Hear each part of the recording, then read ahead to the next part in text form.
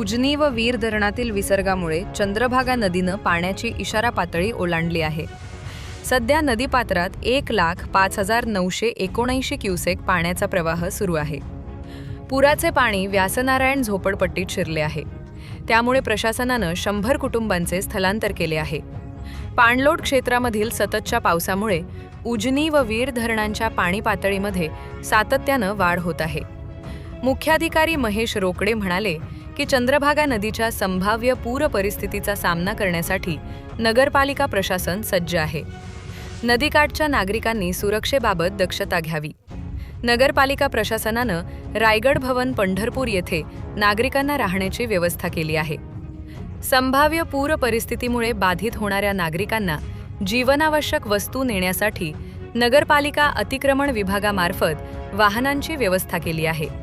स्थलांतरित नागरिकांना श्री विठ्ठल रुक्मिणी मंदिर समितीमार्फत मोफत भोजन व्यवस्था केल्याचेही मुख्याधिकारी रोकडे यांनी सांगितले। तर चंद्रभागा नदीकाठच्या नागरिकांनी पूर परिस्थितीच्या वेळी प्रशासनाच्या सूचनांचं पालन करून सहकार्य करावे असे आवाहन करण्यात आले।